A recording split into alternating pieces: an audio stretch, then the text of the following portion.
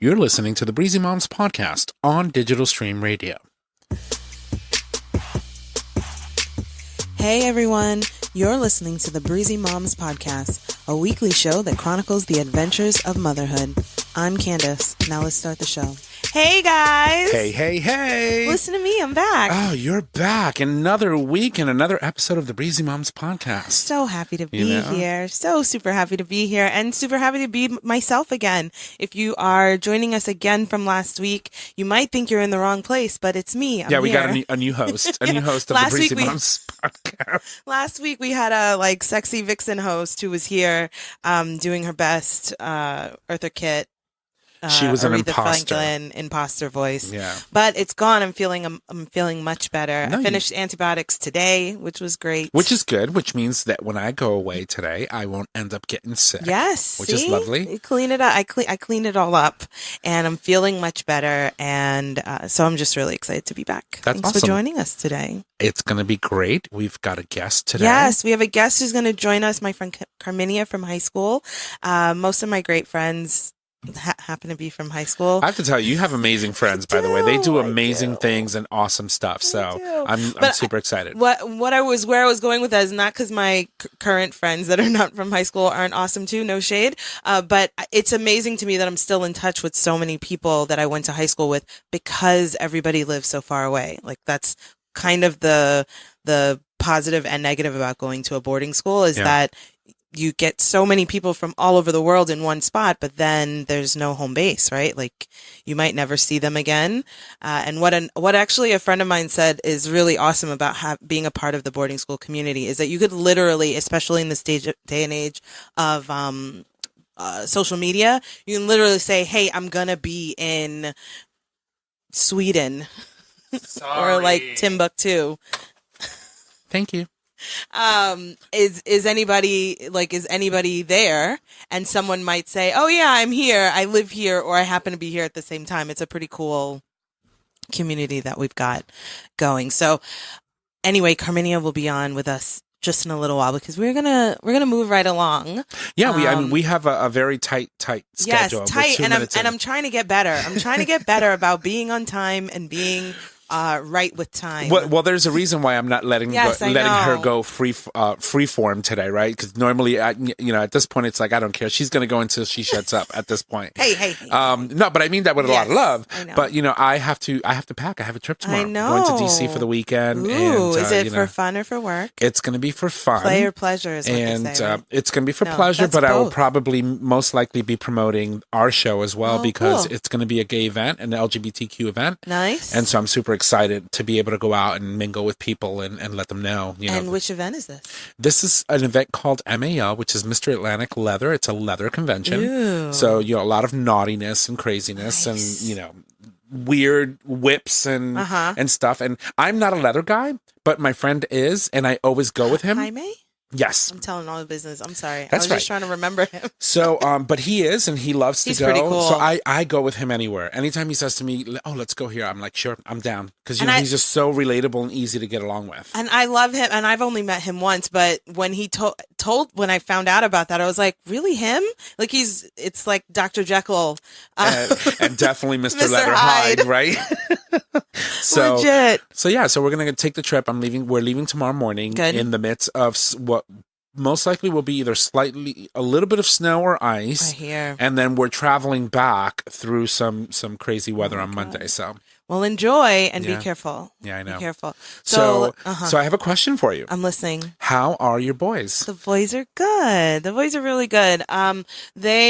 They managed to stay healthy in the last, week and a half that I have been sick. So I have to tell you though, kudos to you. That's an achievement. I know. It is so hard to keep your kids healthy when you're sick yourself. I mean, it either means I'm a really good mom or a really shitty mom. Well, no, because you can't separate yourself from them, right? Which is how I could be shitty, right? I was like, hey, don't talk to me. I don't feel like talking. Get away from me. No, I don't care if you need a hug. So that's awesome. No, I don't know how we did it, but they seem to be okay. And maybe they were sick before, but what they I think, handle what I it think pretty would well. be a really good thing to talk about at some point in the future for an episode is how to navigate being a sick mom and being able to keep a house that with minimal effort, right? Because you're sick. 'Cause you're You can't sick. sit here and go crazy cleaning the house, but you can do little things to disinfect and prevent others in the household from getting sick. I think that we should do something on We that one should, day. but funny that you say that. We actually have a guest coming on next week who we're not talking about exactly that, but what it's like being a mom with an illness, or she's actually recovering from surgery, but it's like a long-term recovery. And so what it's like being a parent who, like, it's your job to get up and answer whatever needs they have. And she literally can't walk. And what is it like to have a newborn baby and not be able to walk? Wow. And there's so many moms who either that happens from like injury during pregnancy or a C-section that doesn't heal really well or whatever. Like, there are lots of different ways that you can get injured in childbirth that kind of knock you out in the first few weeks when you're supposed to be taking care of your baby. Yeah. So anyway, that's actually coming up next week. I'm Payal excited. will be on the show to talk So we'll get a about little that. bit of that, but And then we can weave in, maybe we'll do some research. I will do some definitely. research on how we keep others healthy during this time where it's so easy, like stuff is spreading. Probably the number one thing is to make sure you guys are getting outside so everybody's not cooped up in the funky spot. and get that Lysol. Yeah, but we are good. And saying that, actually, I have been cooped up in the house. I usually get out at least a little bit each day, most days, with the kids and with my daycare kids. But I was so sort of wiped out of it that we've just been inside and have just been sort of running real chill, real easy. Today we were playing Afro beats and everybody was dancing. Emery requests for dance parties, and I will oblige at any time of the day as long as it's not nap time. So we have dance parties in the morning, we have dance parties in the afternoon, in the night, anytime. I'm cool with dancing. So it's been a great way to recover for me. And I also have found that maybe in some cases when I'm not feeling well, I feel like maybe I snap, but then on other times I'm just like, it's really not that big of a deal. You know, like I don't feel well. I don't feel like getting into it. And then it resolves itself without me yelling and screaming and reacting badly. So I kind of learned a little bit about myself, a lot of different things. Pick your battles. Yeah, pick my battles. And yeah, I guess I haven't been this sick in a long time to really feel this way. And then you also have to constantly remind yourself that you're dealing with children. You know? Yeah. It's like, who don't care that I'm sick. Yeah. Nick was here earlier and he said he saw that picture of the kids on top of me when I was trying to say that I'm sick, and Emery had his hand over my mouth. Like they just were like, no, we have things to do. We would like to play. We would like to do whatever we want to do. So, I mean, you just have to move on with it when you're a parent. Remember I told you we were at the museum and they're like people in wheelchairs and on scooters and on crutches. I mean, your kids don't care about you. Like, listen, your eyes are open and you're talking to me, then you're good. Yeah. Like, make it work. It's just like the worst boss, right? But that's basically what they are, like little mini bosses. I don't know. But my little mini bosses are good, and they let me out today, which was pretty good. I mean, I should say I let them out. They went out to play this afternoon. I was thinking about Jessica and free range parenting, and we've been talking about like winter solstice already happened, so we're getting a little bit of extra daylight every day. I think we're up to like 29 seconds of daylight we're getting every day. And as the days go by, you add more minutes to that. Oh my Eventually God. it'll be a minute, 2 minutes. And I'm happy with that. I can feel it. But we're not getting it in the morning. It's hard for me to wake up in the dark. And so I don't, which means I'm late every morning. That's for another day, but I can definitely feel it in the evening that it's definitely brighter a little bit longer. And I feel it. I feel good. I'm excited. Yeah. That means spring is right around the corner. I don't care what that little groundhog says. Except we haven't really experienced winter yet. So I'm trying not to get too amped up because, I mean, we definitely have a few. We've been very fortunate. Yes, which means there's like a sucker punch coming. Yeah, anytime now. I'm just gonna make sure that I have my snowblower ready because ain't nobody got time for that. Right. So where was I going with that? So the boys are good. Oh, big thing we did for them was we moved them into a big kid bunk bed and so they're both in twin size beds now from a crib and a toddler bed. So it's a huge big deal.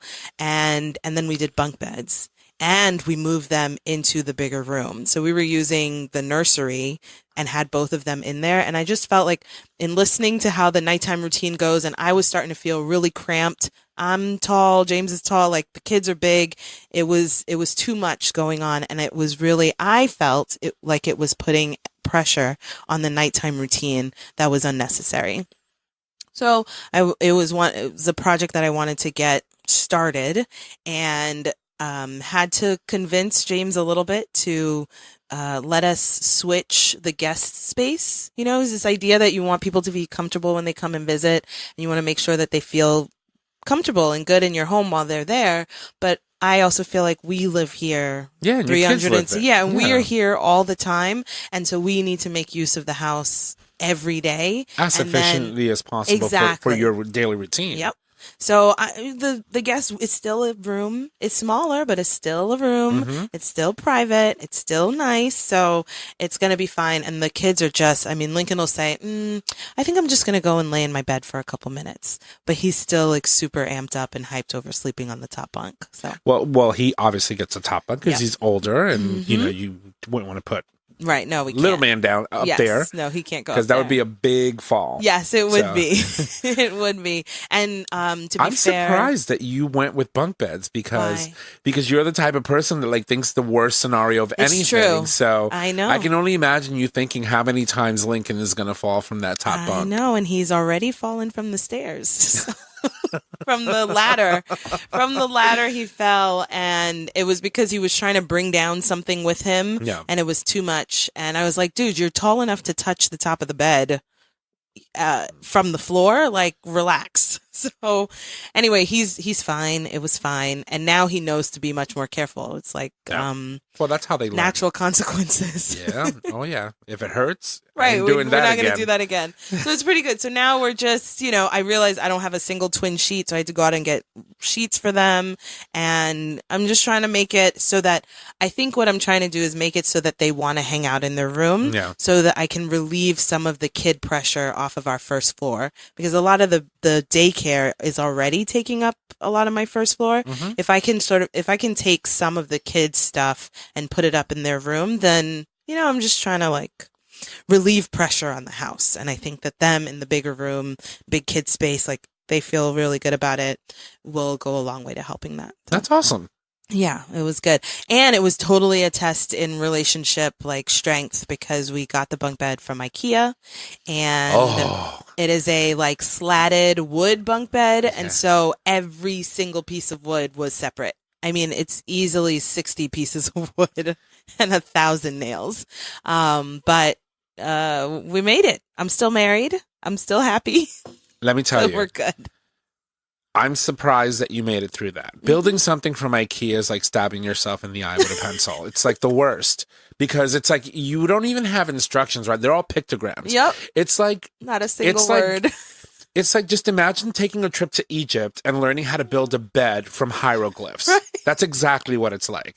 Because it's like you're like going through the pages and you're like, well, this one looks a little bit longer than this one, so maybe it's this one. And you're like, is this a bird? It's I don't know. Is it Tutankhamun? I don't know. It's something. Yeah, it's hard. It's tough. And so with the number of pieces, I should have counted it, but my strategy for this, because this was like by far the most complicated thing we've ever done from IKEA, and my strategy was to separate all the pieces from the very beginning. Girl, so walking into IKEA alone is a complication. Seriously. And I tried to do the I forget what their marketing is, but where you order online and you pick up in the store, because you know how I'm into that. And I did it, but you used to have to go in there. It's not like they bring it to you curbside. I know, but here's the thing. And then you smell those cinnamon rolls, and then everything is over. And then that's it. And now you have to go get cinnamon rolls, and then you're going to end up buying a bag of Swedish meatballs, and then the ice cream cone, and then the hot dog, and then forget it. Then you see all these little chachi stuff that they keep around the register, and by the time you know it, you spent $400. I feel like you just went through something. I have anxiety walking into that store, because when you go in, they herd you like cattle. You have to follow the flow. No, I like to take the little shortcuts. You don't know the shortcuts? I know there's shortcuts all over that darn store, them. But every time you like go through a door, it's like you smack like 20 people in the process. It's true. And you're not sure if you're going north or south. Is this east? I don't know where I am. There is no orientation whatsoever in that store. I know, but that's on purpose. That's on purpose. Yeah. I tried, here, let's talk, I wonder if I should say this. No, I tried, because it's part of relationship. It's like therapy. I tried to streamline this as much as I could. And I ordered the bed online for pickup. So you go in through the side door and you go and pick up. You don't have to go through the store. And I asked James earlier in the process, hey, this is what, to talk to me about, like, hey, this is what I'm thinking about. I want to do the bunk bed. This is what I have in mind, blah, blah, blah. And he was like, nah, and he was not paying me any mind. So I was like, this is the year 2019, fast decisions. And so I made a fucking decision and I ordered it. I paid for it. And I was like, yes, but I needed him to come with me to help me pick it up. Mm-hmm. So he comes, you get like 20 right, boxes. because I can't carry it. So he comes with me, and then we were like, oh, maybe we should just go into the kids section and see. I think I have to pick up sheets or something that I forgot to add into the order. And when we got in there, he was like, I said, oh, this is the bed I ordered. It's downstairs waiting for us. And he goes, oh, okay. And then he saw some other beds and he was like, well, what about these? And it started a full blown conversation about like this other option and what about this and what about this. And then we ended up choosing, like agreeing on one of the other beds that I did not purchase, which meant that then we had to walk through the store, go through through the bottom. Get the refund. And then I had to go get the refund. So, and I didn't know I had to do that because I thought if you don't pick it up in 24 hours, then they just return it and you lose a fee, but whatever. So I went and said to her, I'm supposed to pick it up now, but I don't want to. Can you just do that thing where you return it automatically? And she was like, no, I really think you should pick it up because it's going to take a day for them to, then they have to call you and confirm that you don't want it and blah, blah, blah. You really should just pick it up now and then just go over there and return it. And I turned around, it was like 15 people in line. I was like, oh, fuckity fuck. I'm telling you. It was, so we were in there for 2 hours when I thought that I had. It would be 15 minutes. Exactly. It wasn't a Walmart, grocery pickup. It wasn't. And they do that on purpose. So, and we spent more money than we intended to. I mean, it was That's a whole. why I don't go a whole thing. Oh, and then, I mean, this is about the boys. So it's more about me. So again, because of these, it was just a lesson for me in the whole fast decisions and like make a decision and just stick with it. And so we bought the bunk bed, and then I said, oh, I don't want to buy the Ikea mattress because blah, blah, blah, blah. And then I said, well, we're out already. We might as well just go to Walmart. Walmart has the beds in the rectangle box, like it's all shrink wrapped and whatever, so it's easy to fit in the car, blah, blah, blah. We go all the way to get that. We get back to the house. We build the bed and the bunk bed, and then I go to get the Walmart mattresses, and they're too thick. They're like the bed can only hold a 5-inch mattress. And I didn't realize that these Walmart things were 8 inches. So we had to stop. I had to put those back in the car, take them back. Cause like now I've already put all the other things in the basement. Everything is all taken apart. Like, are the kids going to sleep on the floor? So, and just like get it done or else it'll be a week and you haven't done it yet. So go back to Walmart, return that there, go back to Ikea where we were to begin with, go through the thing again. Cause I mean, it was insane. I was so certain that the bank was going to decline my card because of all the returns and purchases and stuff. But in the end, by that night, the boys had beds. And the sheets, oh my God, this is the last thing. The sheets that I bought from Ikea were in the section with the beds, but it was for the full cribs. Size? No, it was for the cribs. So then at the last minute, I didn't have sheets for the kids' bed. So I had to like wrap a king size sheet around the twin size mattress that they'd have something to sleep on. I mean, it was a whole thing. But again, Dave Ramsey calls it stupid tax. It's like the tax you have to pay for making like stupid decisions or like not knowing something at the beginning. You just have to like pay the stupid tax and then you know better for next time. So lesson learned. I feel like I realized I just like it was a thing. That's why I go to stores like Bob's because you walk in there and you're like, "Can I take this home with me today?" No, we can order it for you and we'll have it delivered. Right. You can't take anything from that store with you. I'm like, I love this store. I'm like, yeah, I want that. Okay, when do I have it? It'll be there on Saturday. I'm like, perfect. Perfect. Yeah. So no add-ons, no nothing. I just need a sofa. Thank you very much. Thank you. Goodbye. Or a bar. Right. It's crazy. They should start serving. They should get a liquor license and start serving booze in Ikea. Because then you'd stay for a while. Oh, honey, I'd throw a party there. Right? Like, listen, you already have all the sofas. You already have all the stuff. All we need is like an actual TV, not a display one that's fake. Well, Plug that sucker into one of those, outlets that I know they have somewhere in there, and then just margaritas and freaking hors d'oeuvres and people it's a are party. They're having meetings. They're always, you can see meetings. I always see the families. I'm like, oh, it was one of those nights. You're like, I don't know what to cook. Let's just go to Ikea. You go and have dinner at Ikea. Oh, you haven't done that? Honey, yes. Honey, every time I go to Ikea, I have to have, like I said before, a hot dog.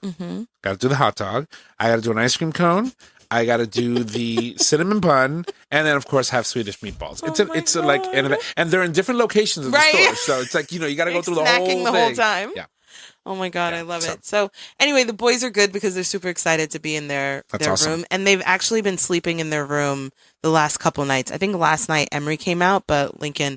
It'll wear off quickly. I think, but I hope that it. Just the technical bits of it. I feel like maybe Lincoln will be too sleepy to come down the ladder, and so he'll just be like, oh, fuck it, and stay in his bed. Like, that's what I'm hoping. I'm really fingers crossed. But yeah, so they're good, and James is good, and I have been trying intermittent fasting a lot in the last couple weeks because we mentioned that. Yeah, we mentioned last. Yeah, so this week I have a renewed interest because last weekend my mom came over and she started because James told her about it, and she got out of her car and we were like, "Who are you? Like, where? What?" And it was. I mean, it's an incredible tool to use if you're interested in managing your weight. And for her, I think it's incredible that it's working for her because she broke her ankle back in October and she easily put on almost 25 pounds just in 2 or 3 months, like almost 3 months, because she can't walk, she can't move around, and she can't cook. So she's buying fast food and she's doing a bunch of stuff, and adding weight to a weak foot is not helping recovery. You know what I mean? So this thing, like finding this thing for her, for all of us in this moment was just perfect. And just seeing the success that she's having made me think, okay, maybe I should stop fudging my eating window and focus a little bit more. I feel like my eating window would have to be from 7 a.m. to 7 p.m.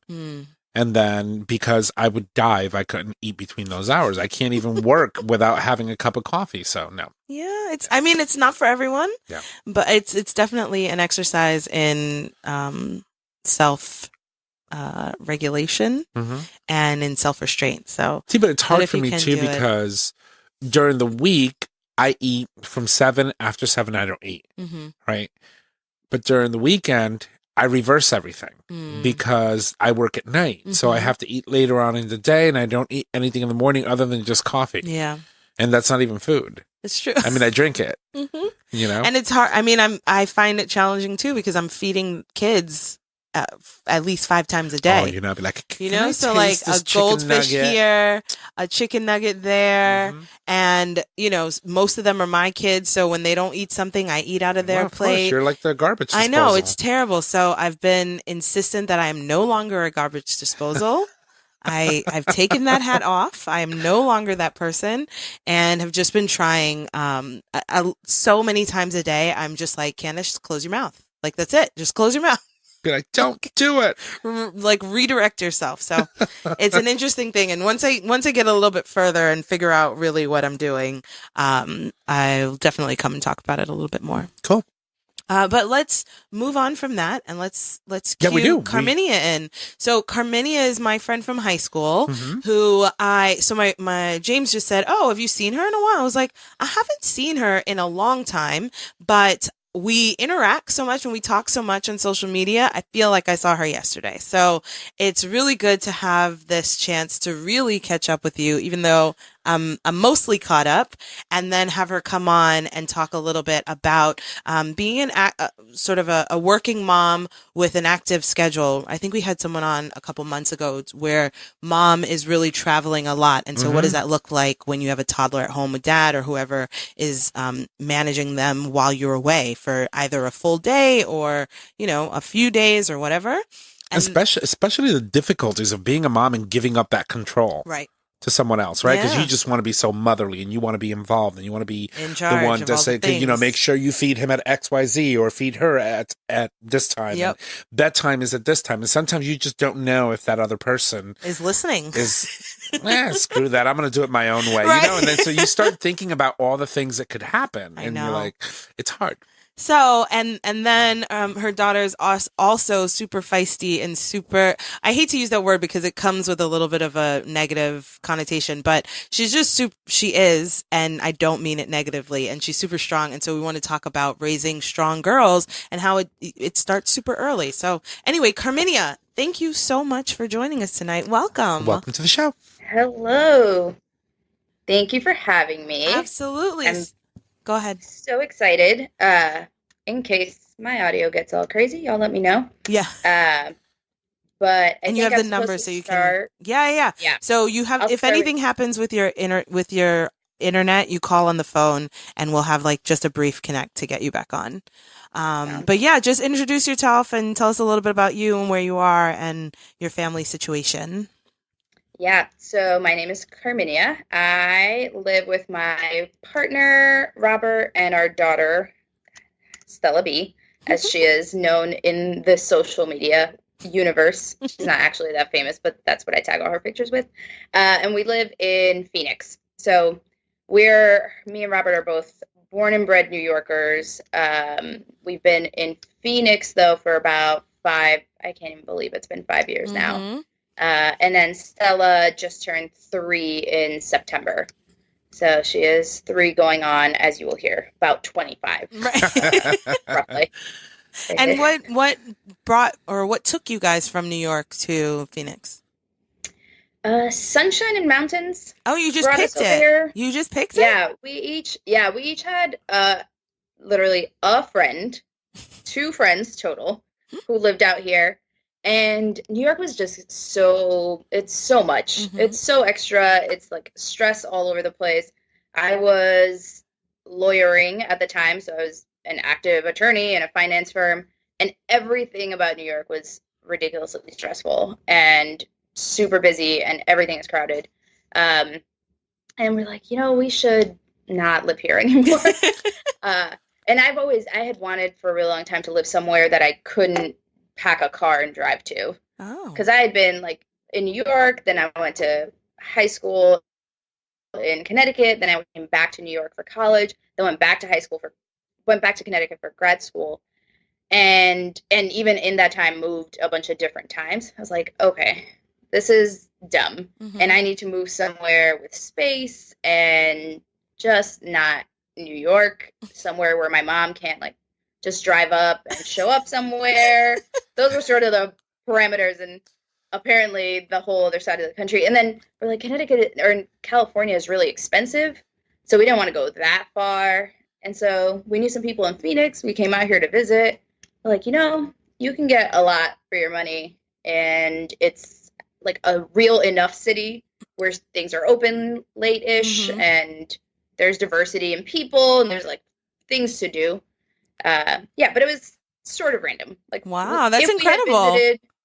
If we had visited 2 other friends and list almost any other major city where we have friends, we potentially could have been living in Atlanta right now. That's great. But that's so cool because what a cool new journey that you're on now, and just from a leap of faith. I mean, that's amazing. I can't say that we keep talking about where the places we might want to live. It's been 5 years. We're beyond the journey, right? It's now it's the experience, right. Because it gets pretty hot there in the summertime. Does it not? Yes. Oh, it gets 116 degrees. Oh, yeah. But it's dry heat though. Multiple days. People always say that. 116 degrees. Whatever. Okay, it's still 116 degrees. Once you get past 90 degrees, you're dry or so wet. It's just going to be as hot as hell. Yeah. Put your oven on broil. Let it sit there for 6 hours. Right. Open the door and just put your face to it. Yeah. That's what it feels like. Yeah. Yeah. The like, whole but it's dry heat. Yeah. Yeah. That's what people said about Ghana. I got to Ghana. I was like, I can't breathe. I'm hot. I can't. Right.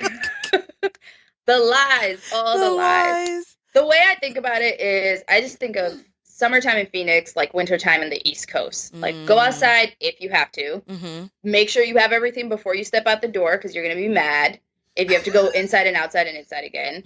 And people out here get the remote starters for their cars to start the AC. Wow. Which I just thought was fascinating. Yeah. Because on the East Coast, people, like, you do that so that your car is all warm and toasty. Right. In the wintertime, it's defrosted. The bright side is you don't have to scrape sunshine out here though. That's where you win. That's real. Mm-hmm. That's real. It's hot as hell. But do you have those that. weird weather things like golf size hail or tornadoes or what's the thing? Because there's a thing everywhere. There's no perfect place. Flash so flooding. over the summer, there's what they call monsoon season, and we get haboobs. It's actually what they're called. I had real questions about that. It's like, I don't think that's okay. You can't just be calling stuff haboobs. Right. But that's what they're called. Okay. And so they're essentially dust storms. Okay. So people have to like pull off to the side because you just straight up can't see because it's just dirt in the air.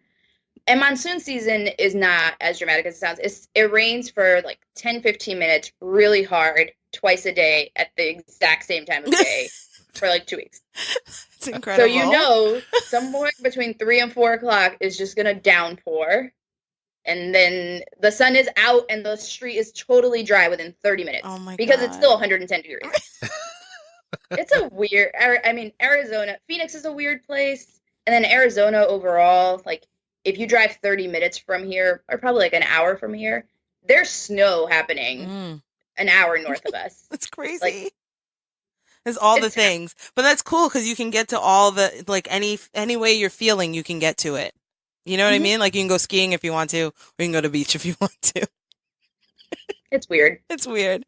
Well, thank you for that mini lesson on like but it's weather and environment in Phoenix. I was very interested in it. I love the landscaping in Phoenix or in Arizona or in the desert period because it's just so gorgeous. I love oranges. I love earth tones, and for me, it's just majestic. I've never been. I've the closest to the center of the country I've been is Vegas.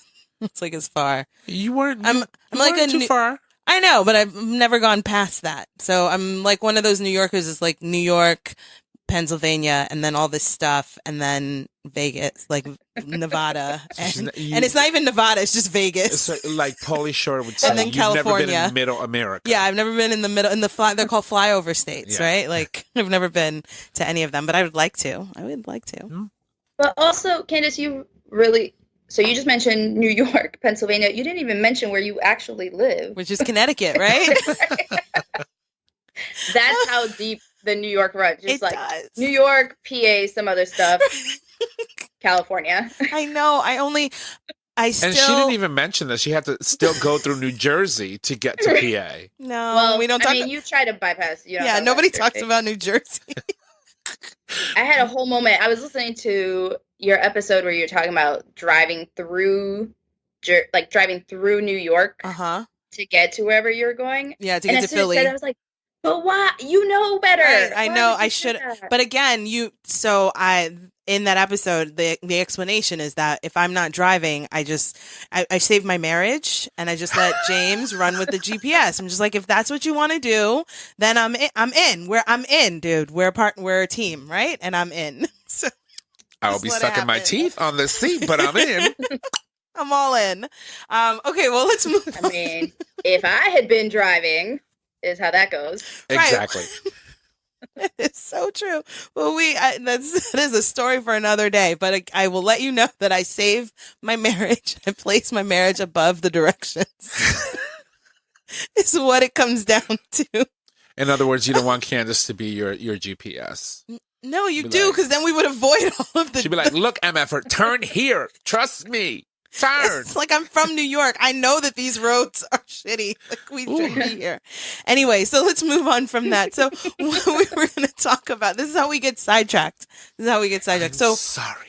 What we're going to talk about is that you were transitioning into a position that's local, but if you could talk a little bit before about what it was like when you had a young child and your work took you were doing a lot of heavy traveling and you weren't at home, and tell us a little bit about what that was like and what some of the challenges were around that.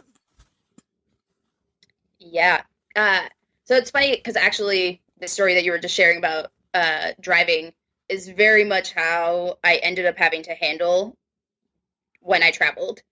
So I was traveling at my like most travel. I was doing probably some travel every 3 to 4 weeks for multiple days at a time, usually. And at the time, Stella was, we were between 6 months and like a year and a half old. So still very much like doesn't have the words to say exactly what she wants. Absolutely, totally reliant on us as parents. And I remember I would just have to, like, I would tell Robert the necessary things of where things were, even though we lived in the same apartment. Right. But I would have to be like, so her diapers are here. Like, it was essentially like training a babysitter every time I was traveling. But then I would just leave. And I'd be like, but now you know where the things are, and then just do whatever you want with that. And I'm not going to ask any more questions. Right. I'm not going to ask how you do bath time. I'm not going to ask your schedule. I'm not going to ask anything because you're not going to do it the way I do it. I'm going to get annoyed. I'm going to try and tell you what to do. You're going to argue with me about it or not do it. Right. It's a waste of time anyway. Like, that didn't work. Right. And then I'm going to come back and be annoyed that you did it all wrong. Right. So we're going to skip steps 1 through 5. And I'm just going to tell you where the diapers are. I'm going to give you all a hug, and I will see you in 3 days when I get back. And I will readjust whatever you just undid and jacked up in 3 days I was gone. And we'll just know that that's what's going to happen. Yeah. And so did that, and that worked well? That mostly worked. What I started to realize at one point was when I came back, and this is also why I decided to do that, is after a few days of travel, when I got back, especially when I was still nursing, because I was nursing until she was 2. When I got back, she was a hot mess and clingy anyway. It didn't matter if he did what I wanted him to do or not. Like, you're not mom. Your boots are useless. Yeah. So give me my mom back, and I'm going to latch on and not let go for as long as possible. So yeah, it mostly worked when we did that. I had a great, one of my boss at the time, her kid was maybe like 5 or something like that. And we, luckily, where I worked, there were a lot, especially in the last probably 5 to 8 years, a lot of moms. So a lot of resources. One of the things she told me was, this is also dad's chance to like do stuff. Yeah. And like, be proud of being dad and set his own routine, set his own thing, do things the way he thinks he wants to or likes or whatever. Right. And like create your own traditions with her or your own like fun thing that you all do, whatever that is, that if I'm there for any number of reasons are not going to happen. So I thought that was really good advice because it forced me to, I don't know, be more, give him more grace, or I don't know. Yeah. Just like not be annoyed with whatever he was doing. And let him parent. Oh. There's the thing is we take on the role of teacher and then complain that they're not like equally yoked as parents. You know what I mean? Those aren't the right terms, but if we don't let them be parents and we treat them like babysitters, then we can't be mad when they're like, I don't know where the diaper cream is. Yeah.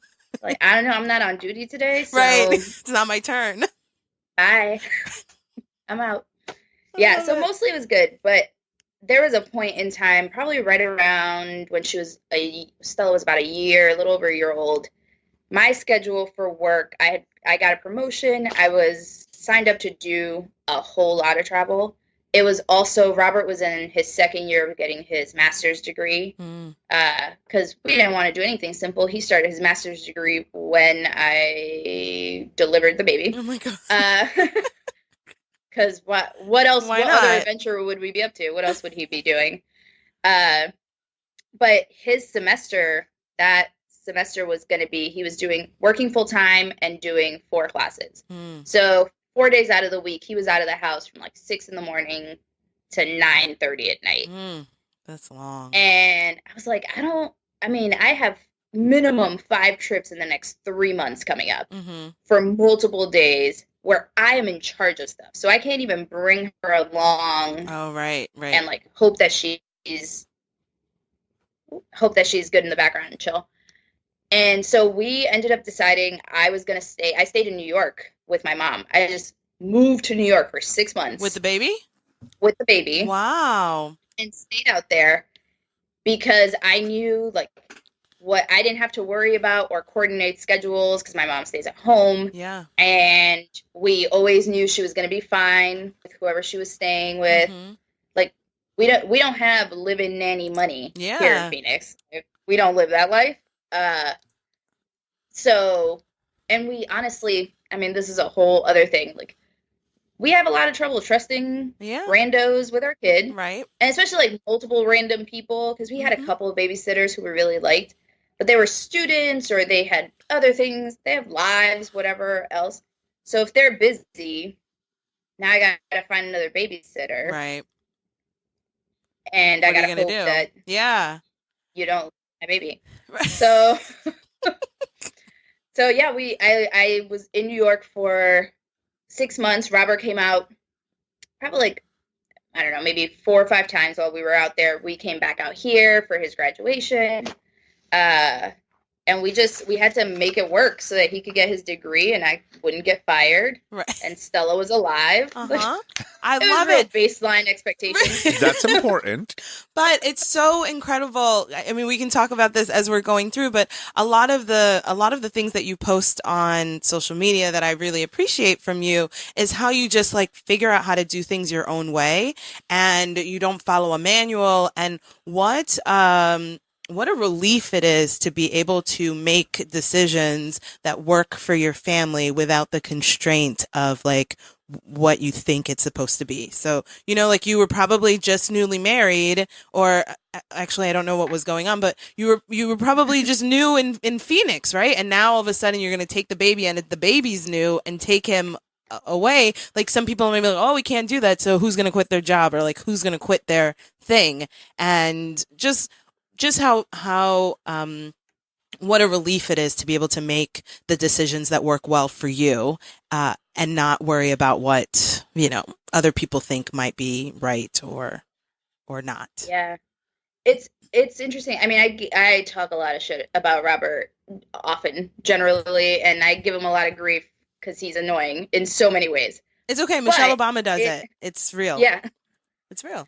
But ultimately, when it comes to actual important things, and we have to get to the point where we're making decisions about how we want to proceed, it is one of the things from the beginning of our relationship. He's like, I don't subscribe to whatever nonsense other people subscribe to for almost anything.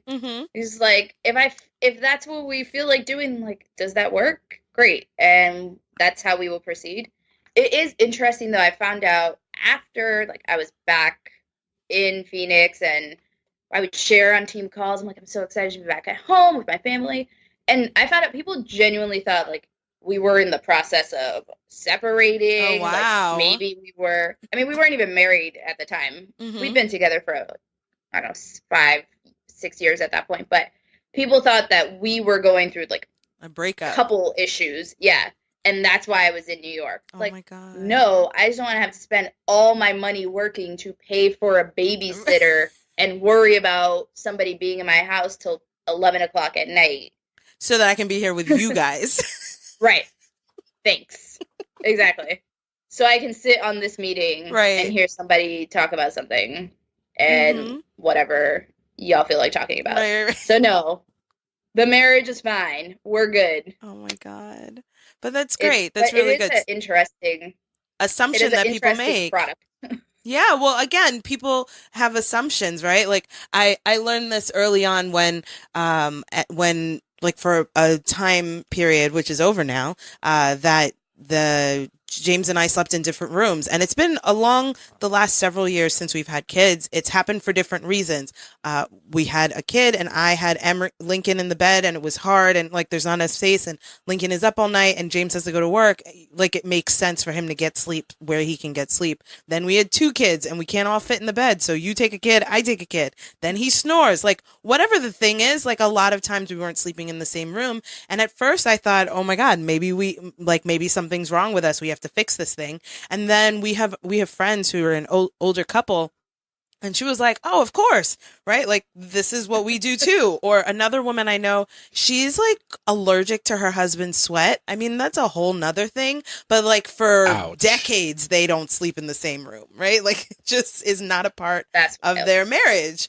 So it's anyway, I tell that story to say a lot of times we think that something, like we're special in the situation, whatever the thing that's happening to us. And if talking about marriage, relationship, parenting, all of these things that are so super important and so super difficult and challenging, if it were normal, natural, like culturally okay for us to talk about these things, then we would realize we weren't alone, right? And we would be able to get tips and tricks from other people that are going to help us.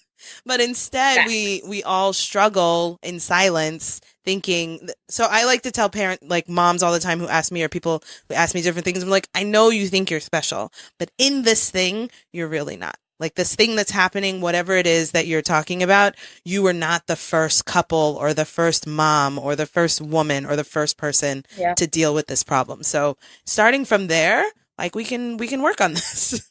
We can work on it. It's not just me. Yeah. It's not. And so now how has your schedule changed? So now you're doing you're back in Phoenix. Yeah. So I've been back in Phoenix now over a year. I pushed back and actually just didn't sign up for some things that were going to require a lot more travel. And then over the summer switched to a job that's specifically in Phoenix. So I'm on a regional team here, and the majority of my work is here. So I still do some travel. Mm-hmm. So I have a few trips. I had like 2 trips in October. I'll have some things coming up in March and May. But those will be 3 days, one off, not game changing deal breakers.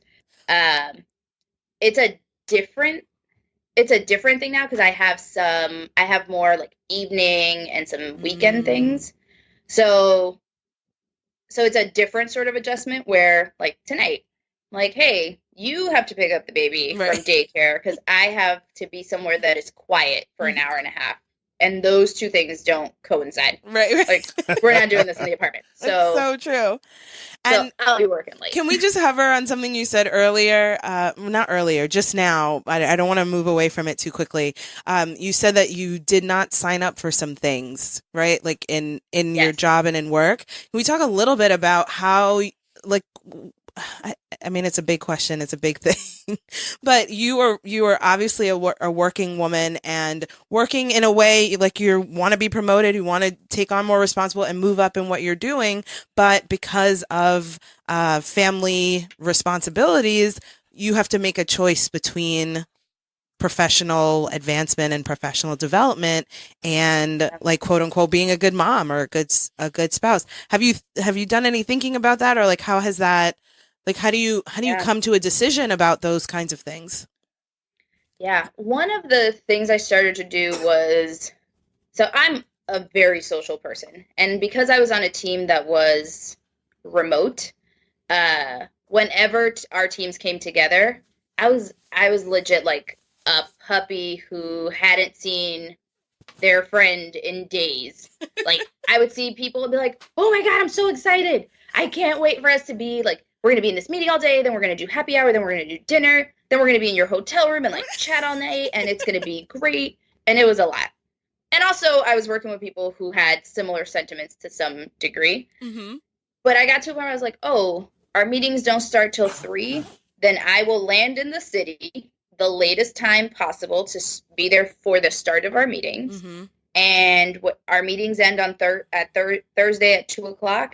I'm catching a 4:30 flight. Mm-hmm. No, I'm not hanging out later. Like, I had to, get over myself, right? And just tell myself, Carminia, fill in all the hanging out time, but you need to be there as late as you can, like arrive as late as possible and leave as early as you can without sacrificing the full team time. The other thing I did was when I was able to be part of planning time, I was like, so do we actually need 2 nights in this place? Mm-hmm. Or could we do this over lunch and maybe like plan to only be in the city for a night? Right. And not be there for 2 days. Because there's a lot of buffer time, a lot of social time. There's a lot of this other stuff, which, again, I live for. I'm all about it. Mm-hmm. I also live for not having a tyrant in my home when I get back. So, right. Both of those things needed to be true. And those things, one increases when the other one increases. Exactly. Like, you know what? I can grab drinks with people in Phoenix. Right. I'll get over that. So sometimes I was able to shorten times for things and like push for it to be just 1 day. The other thing, and this is, I don't know how this has worked for people who haven't done this, but for myself, when Stella was still small enough that I could bring her to things, and when it wasn't something where I was like running a conference, if it was a team step back, a team retreat, that was lower stakes, lower profile, I would bring her with me. Most of the people that I've worked with over the last 3 years have met Stella. Wow. So they're also emotionally invested in her happiness. And that, it goes a long way. Like, people could get over whatever I personally feel about it. For the most part, people I work with are great, and they don't. But if they were, it's a lot harder to be like, oh, wait, Stella, who is adorable, who I've held, who like looked me in the face and giggled, is going to be real sad if mom doesn't come home. Well, I'm going to do it for Stella, even if I don't do it for Carminia. Right. And what their reasons for ultimately doing it are not my business, as long as I get home Thursday in time for dinner. Right. That's amazing. And it sounds like you had people on your team, right? Like it speaks to how important it is for teams to be diverse and having enough women on them and have people who are willing to talk about this. And in this case, lots of people who are in the same life cycle, right? Like in the same point, in the same season in life where you recognize that you have to make both of the things work. You have to make your family life work with your professional life, and you're not necessarily going up against being the only woman and it's a bunch of men looking at you like you just have to figure it out. You know what I mean? Right. Or a bunch of women who are not interested or not in this season of life and are looking at you like, how, like, don't you know feminism, rah rah, you know, like we fought so hard to be here and you want to stay home with your kid. Like it's a whole lot of things working together that make that possible. So I'm excited for you. Yeah, it's been great. And even the people, what I found is that it's actually helpful to also have people who aren't in momhood and like parenthood with young kids. Because also sometimes I want to not be dealing with that, right? It's true. And so it's great to then also have people who we work with who are able to not worry about parent things. Yeah, and or have conversation. Like, oh, they tell you about the stuff that you don't know about, right? Right.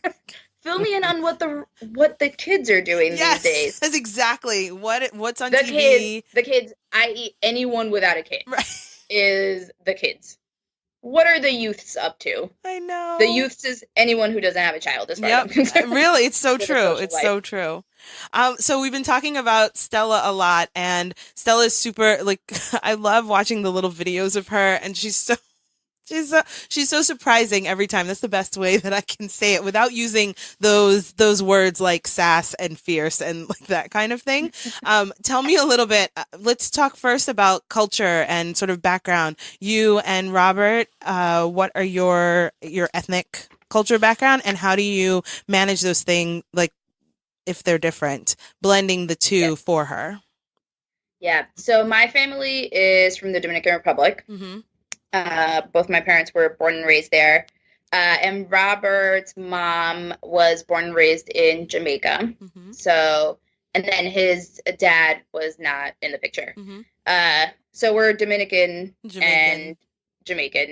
Which is basically or the same if people. you ask, Right. Or if you ask Robert, he's like, I'm Black and I'm from Brooklyn. That's my identity. That's a very clear identity too. Yeah. For anyone from Brooklyn or any Black people from New York, you have a pretty solid idea of Robert as a human. Yeah. So most of, blending those cultures. I mean, there's a lot, like you just said, there's a lot of overlap in the Venn diagram of the Caribbean. Yep. So we, until recently, because we're trying to lose weight, and you were talking about intermittent fasting, and you and I should talk about that post-podcast. Yes. But, like, Stella's favorite thing to eat is rice, beans, and meat. Yes. That's my whole life. Yeah. Anywhere that we go, if they have rice, we are good. Yeah. Japanese restaurant, Mexican food, as long as it's, like, not tinted or it's regular beans. Like this whole tinted business. My kids only like white rice. So on that side, it's like relatively easy for us to combine stuff. There are bigger, not challenge. The bigger thing we're focused on is just like brown. Like, okay. It doesn't need to be Jamaican or Dominican, but like be exposed to brown people, beautiful brown and Black women, just not white things, essentially. Plenty of people will provide that for you all over the world forever. So in our apartment, we have a lot of family pictures up. We have a lot of like art from different places that we've been to that is very brown oriented, like girls with big afros. The books that we buy, we sort of joked about this. We have like a quota of how many not brown people we can have in a story before like we're okay with bringing it in. Right? Because again, you'll get plenty of it. Yeah. At least here we know most of the things you're interacting with in the home, if it has people, it is going to reflect us. I mean, it's easier to find stories with animals in it than stories with brown people.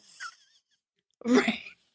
I mean, and sometimes I'm grateful because I'm like, somebody's got to tell you how to share. Right. And it's not going to be Karen or Becky. Right. So, not in my house. Not in my house. My friend just threw away some blonde Barbies. She was like, no, they're just not allowed in my house. It's like, okay.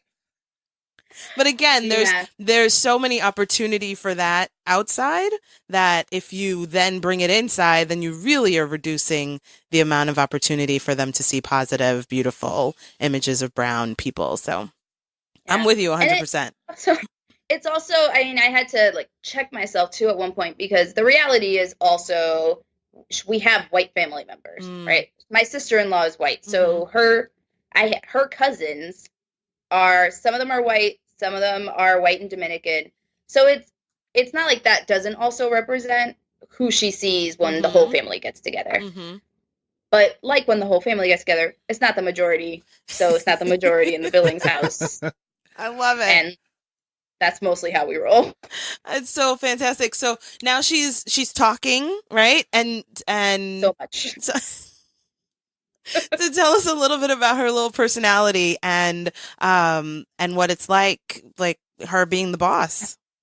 Yeah, well, I mean, she's the boss. That pretty much sets up the stage there. She does a whole lot of talking. She's got opinions on almost every dang thing. I love it. When I as you know, cut off a bunch of my hair. And when I went to pick her up at school, she looked at me, she goes, I don't like that hair. So, like, between tears, I don't like that hair. And probably about 2-3 nights later, I was rocking her to sleep, eyes closed, she's sort of fading. She looks at me, she goes, Mama, I still don't like your hair. Like, first of all, nobody asked you. Also, that's incredible. Go to sleep. Right? Like, you really came out of your slumber to remind me that you don't like my haircut. Oh my God. She's mad rude. This is actually what it comes down to. Rude as hell. And I just foolishly thought I was going to have more time before this all transpired. Yeah. Like, I thought I would have at least till she started school, like 5 years old, Mm-hmm. could do things for herself. But it's just real rude to have a kid tell you about yourself and then call you over to help them wipe their ass. Like, it's so rude. Oh my God, that's too funny. We'd call that And facey in helping. Belize. You're facing up. Oh my God. It's ridiculous. But she says stuff. As I was prepping for this, I was thinking about like some of the ridiculous things she says. She told me the other day, she's like, Mom, this is taking forever. I was getting her cereal. She's like, this is taking forever. I was like, it would take a lot longer if you were trying to hustle your little behind up to the cabinet and try and reach it. So have some patience. Uh-huh. But she's also like the sweetest bundle of sugar, especially to other humans. That's biology. That's biological. That's how they do it. Yeah. They're Sour Patch Kids. Yes, they like sock you with one arm while they're pulling you in for a hug with the other one. I'm just like, I don't know how to feel. Yeah, it's hard. There's definitely moments where I just stand in front of her. I'm like, oh my goodness, I am gonna punch you in your face. So I just walk away. Yeah, I had to stand down with Emery this afternoon because I don't want to walk up the stairs to pick him up because he can walk down the stairs, and he just sat on the top of the stairs for like 20 minutes until and you feel like a punk, right? You're like, all right, I guess I'm coming.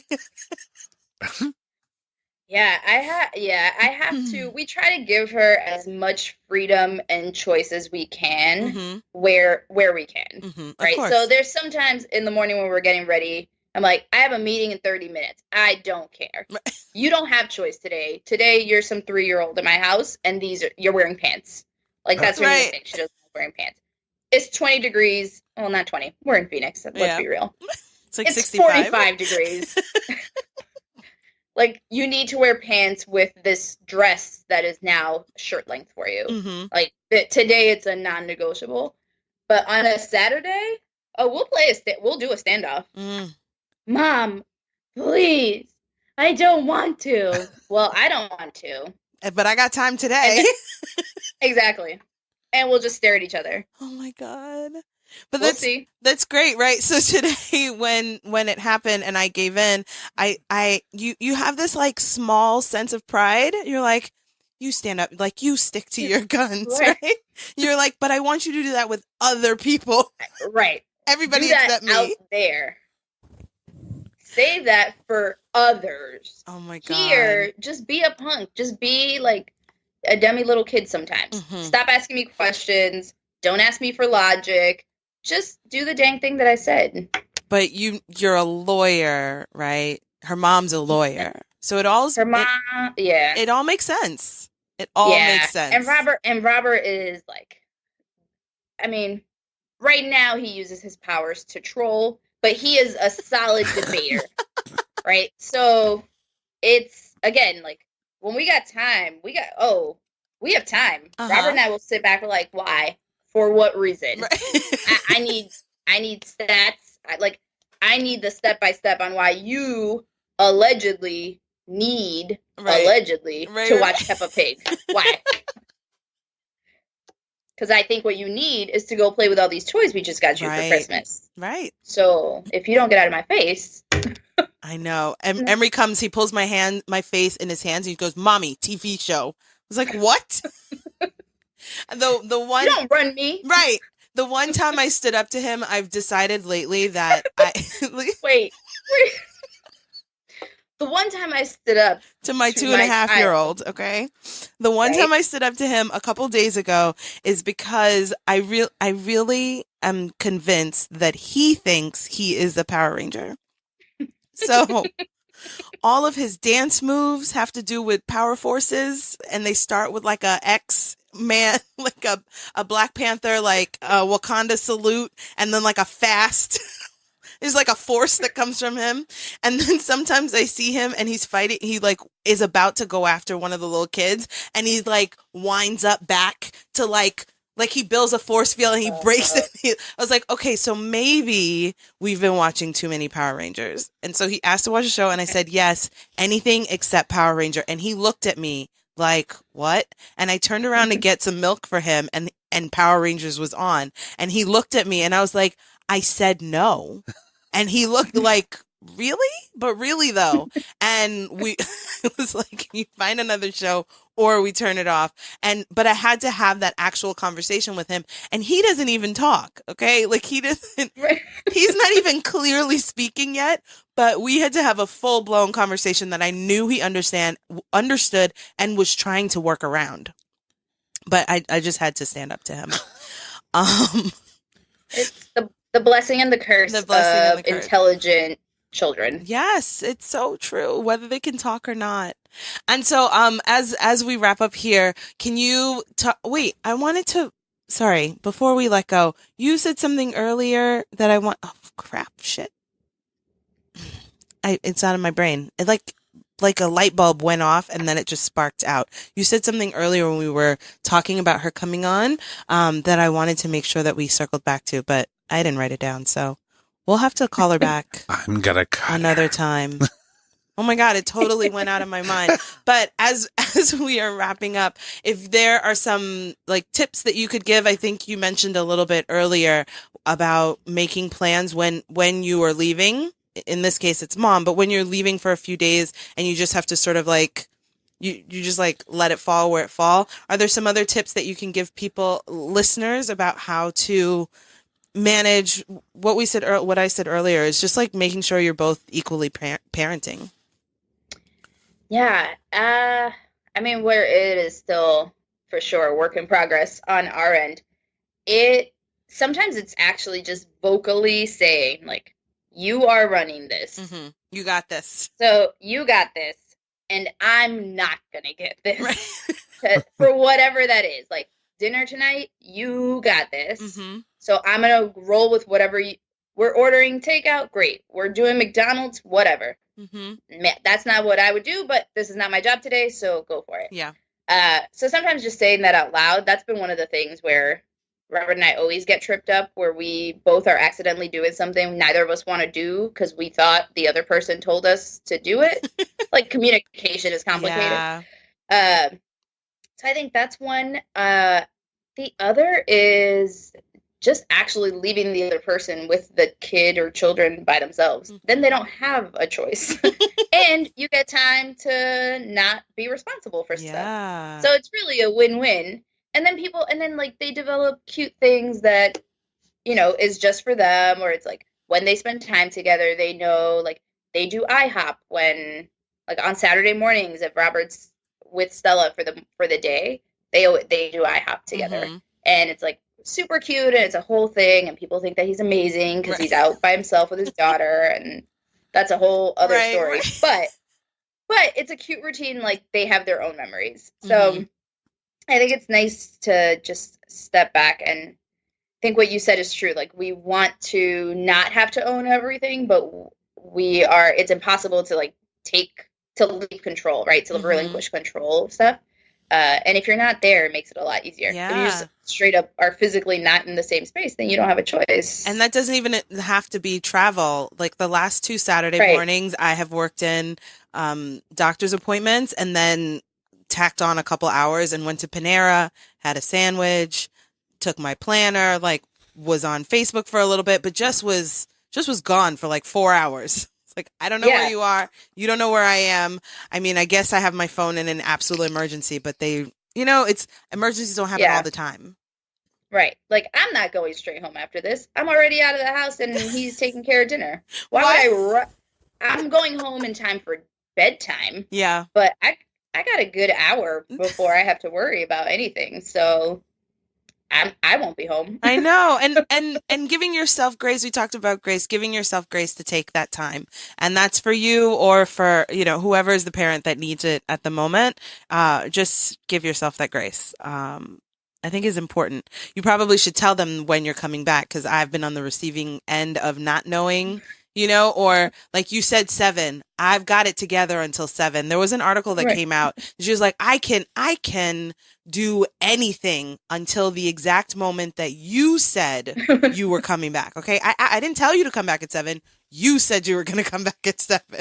And so it's 7:01 and I want to know where you are because I can't handle another second. Like absolutely another second I cannot handle. Yeah. Yeah. I mean, I was on the flip side of that like a month ago with Robert, where the same thing happened. He thought I said I'd be home in the morning, right? Like 8, 9 o'clock. So 11 o'clock rolls around. He's like, what are we doing? What is happening here? And all that just comes back to communication. It's good for everybody. I love it. Well, it's been a pleasure talking to you. It's so nice to see you. This was fun. It almost feels like in the flesh. Shout out to Skype for being awesome. And like it feels like you're here. And Tom has this really amazing setup. You almost look like a animatronic, like a robot. She looks amazing. No. Yeah, not your face. All you see is face, and then I have a stand right under you. Yes. It looks like a robot. Not You'll you have to in take the a screen. picture. Yes, that would probably. I forget that it's radio and they can't see what I can see.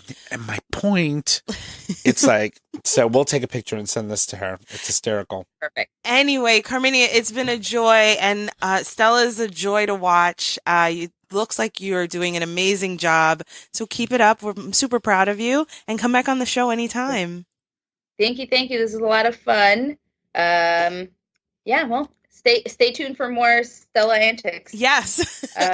And you will, I will find one that's appropriate to share. Maybe you can share one on the Breezy Moms podcast page on Facebook. That's right. Introduce the world, my like little worlds, my little Breezy stratosphere. We will introduce Stella too. But thank you so much for joining us tonight. You're welcome. Have a good night, guys. All right. Thank you. Bye. Okay. Well, that was your guest. Yeah, Carminia is awesome. Amazing. She looks like she's got a handful with her daughter, and I think that's always good too because it keeps people on their toes. It does. And it's good. Like I forgot that she was a lawyer, but I understand now. It makes sense why Stella is so quick the way she is. I mean, her parents are talkers, so it makes total sense. Hey, listen. It's sometimes children pick up the best things from their parents, and being vivacious, vibrant. There's nothing wrong with that. No, there isn't. Oh my God! If that's what you pick up, please go for it. I love Take it with you and carry it with you for life because that's going to get you far. So far. So let's wrap up. We should wrap up. What do you have for a hashtag Mom So Hard tip of the week? Yeah, so I'm thinking still about Ikea. Oh God, yeah, just stay away from it. So one, you could stay away from it, but the two things that I really want to sort of cycle back to is one, definitely try out their online order, like you order online and you pick up in the store. I'm really into that. I love it at Walmart. I love it at Target. Like I love it. And if you can do it and not go into the rest of the store, then you win, right? So I'd say like 4 stars as long as you don't go into the rest of the store. But just be prepared to, sort of kind of do a mad dash through the store and walk out with like $500 worth of stuff. Yeah, I even think if you think you need to go in the store, you should go home and think about it again because you probably don't. You're not doing it right. So the first part is if you shop at Ikea, try to utilize their buy it online and pick up at the store.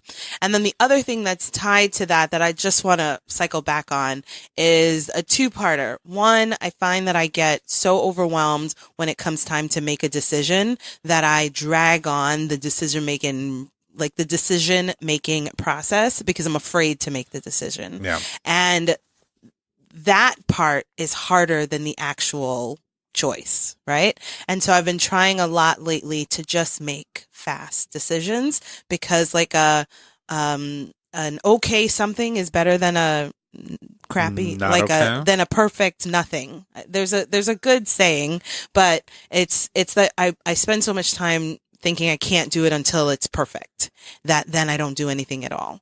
And so even though I can't redecorate their room in a weekend, I can get the bed. You know what I mean? That's a start. I mean, it gets you to where you need to be. But the point is that sometimes I feel like the start doesn't feel like it's enough. And you feel if you can't do it all, then you can't do it all.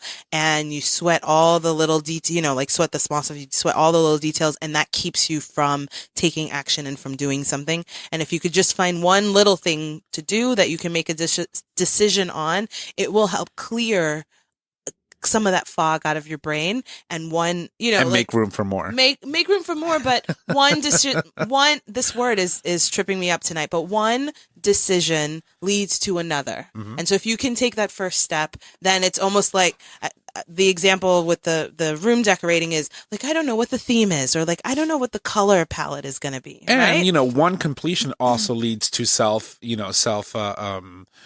self-appreciation. You appreciate the fact that you followed through with something completely, and then that leaves you room, like you said. It gives you energy to do something else, right? So in this case, I decided we already have a carpet, and the carpet is blue. All right, so we're working off the carpet. I don't know where that's going to take us, but that's where we're going. So I can stop thinking of, should it be superhero? Should it be hygge? Should it be like, I don't know, modern? Should it be adventure or dinosaurs or trucks? Or like, I get overwhelmed by all of those things, and you just start with, okay, it's going to match the carpet. The carpet's already here, right?